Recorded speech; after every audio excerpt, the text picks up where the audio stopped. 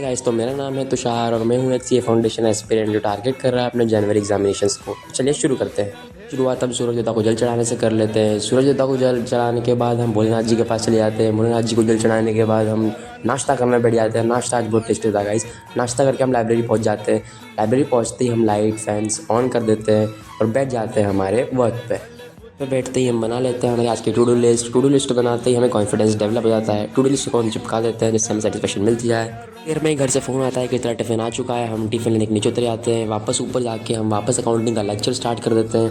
Accounting में हम complete करके ही गए थे, इसीलिए हमें बस लास्ट में थोड़ा रिवीजन करना था। रिवाइज करने के बाद हम टू डू लिस्ट को कर देते हैं अपडेट। अकाउंटिंग के बाद टाइम हो गया था क्वांटिटेटिव एप्टीट्यूड को हाथ लगाने का। फाइनेंस बहुत इंपॉर्टेंट चैप्टर जो हमारा चल रहा है पिछली सीरीज़ से, इसको करने में हमें बहुत टाइम लग रहा है गाइस, क्योंकि ये बहुत बड़ा चैप्टर है। ये 20 मार्क्स भी कवर करता है क्वांट्स के पेपर में, इसलिए टाइम लग रहा है गाइस। बैठ जाते हैं इकोनॉमिक्स का लेक्चर लेने। इकोनॉमिक्स का लेक्चर लेते लेते हम ये सोचते हैं कि हमारे इकोनॉमिक्स में 2 चैप्टर कंप्लीटली चल रहे हैं, बस लॉ अकाउंटिंग और क्वांट्स वाला एक लेक्चर पीछे चल रहा है। ये कंप्लीट करके हम टू डू लिस्ट को कर देते हैं अपडेट और आज का रिवीजन करना बैठ जाते हैं, क्योंकि रिवीजन करना हमारी डेली की स्ट्रैटेजी है।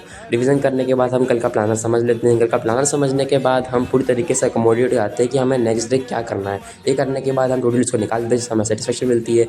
जाता है फिर घर आने का और हम भैया के साथ घर आ जाते हैं, लेकिन रास्ते में मम्मी का फ़ोन आता है कि सामान लेके आना, तो हमें दुकान पे जाना पड़ता है गाइस। चलो बाय।